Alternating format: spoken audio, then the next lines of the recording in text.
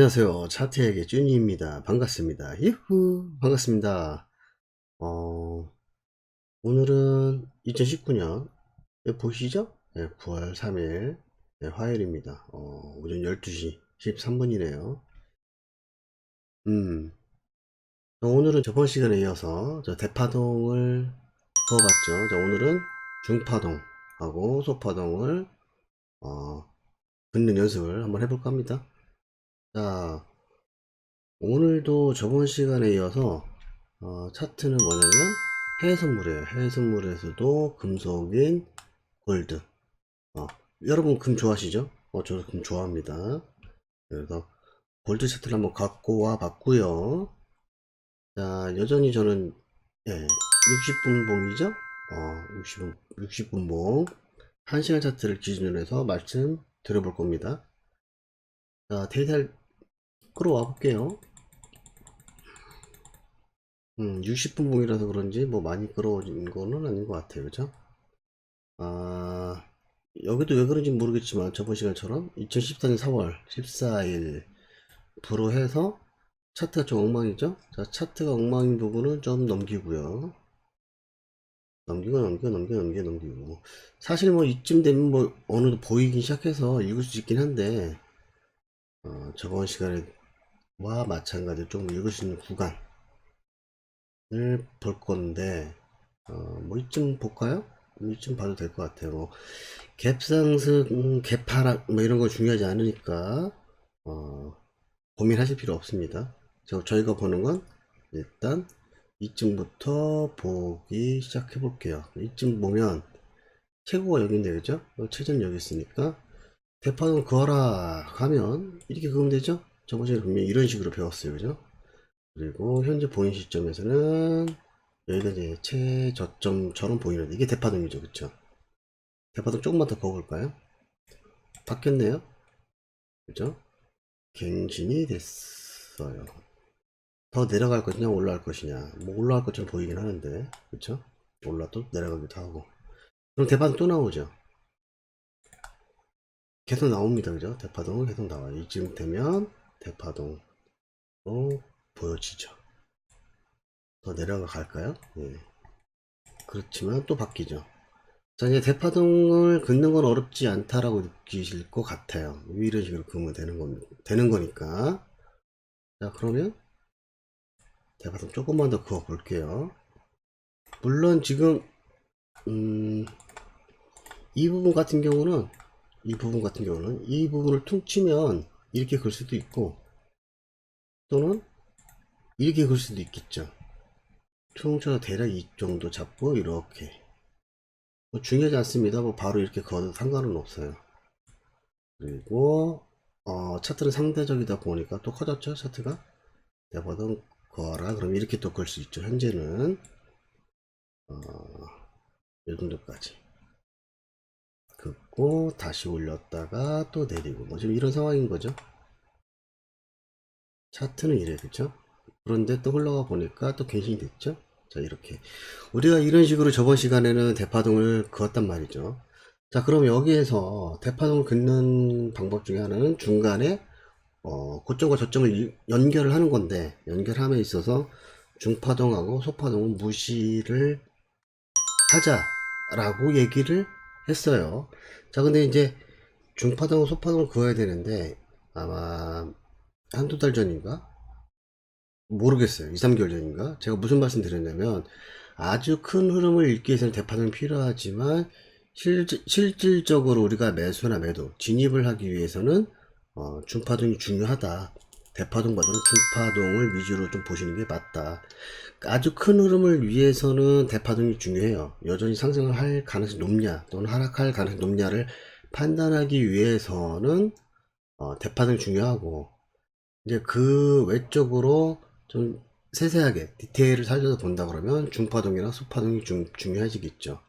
중파동은 그 중간중간 대파동에서 나오면서 어떤 흐름을 좀 읽을 수 있는 부분이고, 그죠? 이런 중파동이나 소파동에서는 뭐를 할 수 있냐면, 뭐 예를 들어서 여전히 상승할 가능성이 높다라고 하면 상승을 한다고 하면 과연 우리가 흐름만 안다고 해서 수익을 낼 수 있는 건 아니잖아요. 그쵸? 무엇을 해야 됩니까? 진입을 해야 되죠. 매수나 매도든 진입을 해야 되는데 여전히 상승할 가능성이 높다라고 가정을 한다고 하면 중파동이나 소파동을 이용을 해서 매수 포인트를 잡아야 되죠. 그러려면은 중요한 건 뭐냐면 중파동이나 소파동 그릴 수 있어야 된다는 얘기예요. 근데 그 세세한 부분에서는 물론 가장 중요한 건 소파동이 될 수도 있긴 한데 일단은 중파동하고 소파동을 한번 보실 필요가 있을 것 같아요. 어쨌든 이 정도 시점에서는 뒤로 조금 제가 넘겨볼게요. 제가 여기서부터 시작했네요. 그쵸? 그러면 여기 지금 현재 보여지는 상황에서의 중파동을 그을 줄 알아야겠죠. 그런 중파동을 그어 보라고 하면 이렇게 그을 수 있을 것 같아요. 이렇게 요거 그 다음에 두 번째 무시했던 파동들이죠.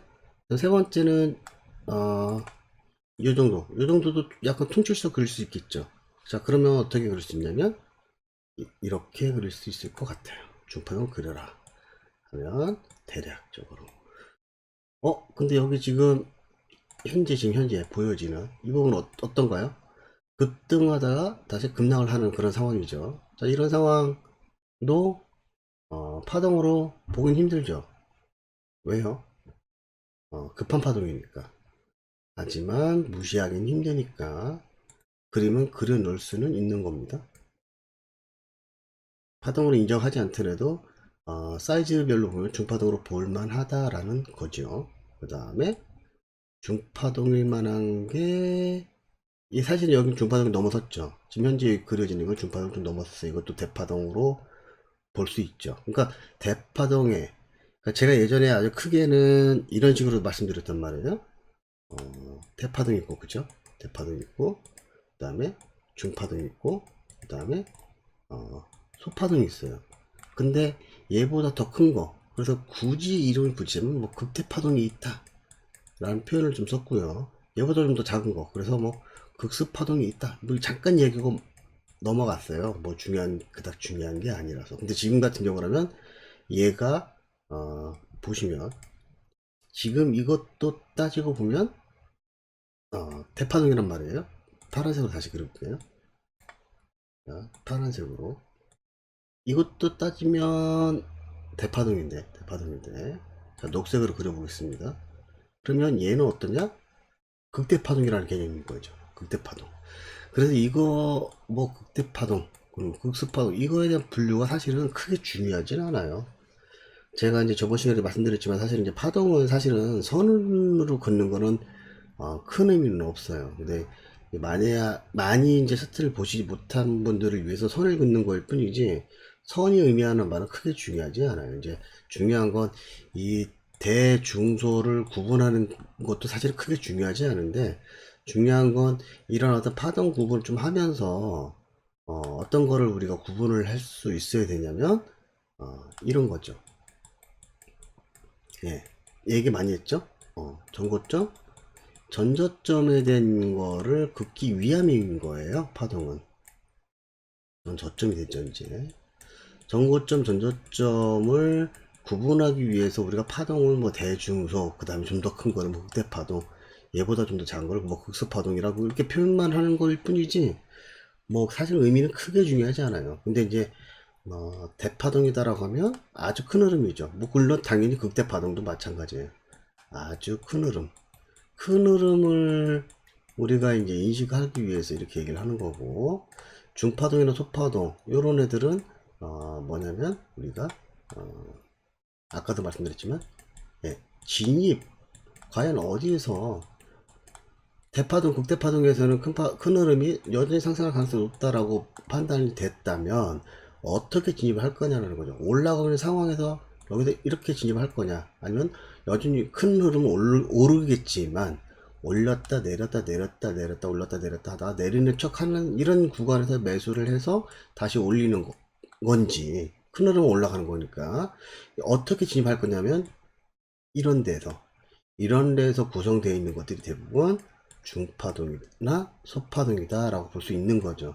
극소파동에서 매수나 매도 가능합니까? 가능은 하기는 해요. 근데 얘는 뭐 굳이 분류상으로 봤을 때는 사실 뭐 없어도 그만인 그런 거죠. 뭐 얘도 사실은 마찬가지예요. 극대 파동이라고 뭐 굳이 뭐 분류를 할 필요는 없을 것 같기는 해요. 어쨌든 그래서 제가 그냥 대파동, 중파동, 소파동 이렇게만 말씀드렸던 거죠. 이런 것들이 다시 한번 말씀드리지만 중요한 건 뭐라고요? 이겁니다. 이거 정고점 전저점 긋기한 거예요. 그러므로 해서 정고점 전저점을 긋고 거기에서 우리가 중파동이나 소파동을 이용을 해서 진입을 하는 거죠. 그러니까 진입만 하는 것뿐만 아니라 중파동, 소파동을 이용해서 뭐도 하냐면 청산도 하죠. 청산도 하는 거예요. 예, 매매를 그만 끝내겠다라는 거죠. 어, 끝내는 이유는 여러 가지 있겠죠. 내가 생각했던 목표가를 달성했을 때에 끝낼 수도 있고, 아니면 내가 생각했던 건 여전히 상승을 했어야 되는데 그렇지 못한 어떤 다른 시나리오가 나와줘서 보합이 온다든지, 그죠? 일단 기본적으로 보합이나 혼조세 같은 경우는 매매를 해서는 안 되는 구간입니다. 기본적으로 보합이나 혼조 이런 것들을 만났을 때는 시나리오가 여의치 않기 때문에 어, 다른 말로 하면 시나리오가 여의치 않다는 말은 무슨 말이에요? 어떻게 움직일지 모른다는 거죠. 상승을 할지 하락을 할지 여전히 계속 보합인 혼조처럼 흔들어 댈지 그런 자리에서 들어가 봐야 불리한 구간이기 때문에 매매를 함에 있어서 우리가 많이 꼬일 수 있죠. 실력이 아무리 좋아도 매매가 꼬이기 시작하면 심리적으로 좀 불안할 수밖에 없어요. 이럴 줄 알았어. 알면 그렇게 하시면 안 되는 거죠. 많은 분들이 그렇게 뭔가 좀 착각을 하고 계시는 분들이 계신데 좀 조심을 해야 될 필요가 있죠. 부합 혼조. 자, 이것도 나중에 분명히 말씀드리겠지만, 자, 어쨌든 오늘은 중파동하고 소파동 위주로 그림을 그을 거예요. 그럼에 있어서 지금 만나다 보니까 지금 이런 것 이렇게 이런 경우에는 사실 대파동도 있었다라는 거죠. 대파동도 있었다라는 거죠. 그렇게 되니까 얘는 이렇게 지금 그어지는 거 다시 한번 그리면 검정색으로 그어지는 얘는 상대적으로 왜 차트는 상대적이다 보니까 이 파란색으로 그어진 거에 비해서는 극대 파동으로 볼 수 있다라는 거죠. 되셨나요? 자, 오늘은 일단 어쨌든 뭐가 됐든 죽이 됐든 밥이 됐든 중파동 소파동 끝낼 겁니다. 계속 파동 얘기를 할 수가 없어요. 그럼 진도가 나가질 않으니까. 저번 시간에도 말씀드렸지만 이제 세력에 관련된 얘기도 중요하죠. 그리고 개인적으로 지금 생각 같아서는 파동이 끝나면 정고점 전저점도 같이 그을 거예요. 이게 어떻게 보면 핵심 이게 끝나야 사실은 세력들의 흐름이라든지 이런 것도 조금 보이기 시작한다는 얘기죠. 이게 보여져야 사실은 파동이 이렇게 중요한 건 아니에요. 파동이 중요하죠. 중요하면서도 중요하지 않은 이유가 이 대파동, 주파동, 소파동은 중요하다라는 말씀을 드린다고 치면 시나리오 때문에 그래요. 시나리오가 나와주니까. 근데 시나리오가 나와져 있는 상태에서의 이 정고점, 전저점을 알게 되면 우리가 이제 세력이라 할지라도 좀 구분할 수 있는 거죠. 얘는 약간 힘이 없는 세력이구나. 매수세든 매도세든 힘이 없는 세력이구나. 얘는 정말 힘이 있기 때문에 내가 생각했던 시나리오대로 움직여진다면 여전히 내가 매수를 했던 매도를 했던 좀 더 들고 있을 수 있겠구나. 뭐 이런 것들을 우리가 판단할 수 있다는 거죠. 자, 그러면 보겠습니다. 자, 그래서 지금 현재 그려진 이것도 대파동이다 라고 볼 수 있죠. 대파동이다 볼 수 있어요. 자, 조금만 더 넘겨 볼게요. 자, 중파동을 좀 위주로 해서 그려볼게요. 그러면 중파동이 여기서 또 하나 나오죠. 이거 소파동 아닙니까? 소파동이면서 중파동이기도 해요. 지금 이런 경우. 소파동이면서 중파동이기도 해요. 좀 애매하죠? 자, 애매한 거 잘 모르면 안 그으셔도 됩니다. 뭐 처음부터 다 할 수 없어요. 이런 것들도 눈에 보이기 시작하면 얼마 안 가서 상승 조정을 줄 가능성이 높겠구나 하는 걸 알면 좀 편해지긴 하는데.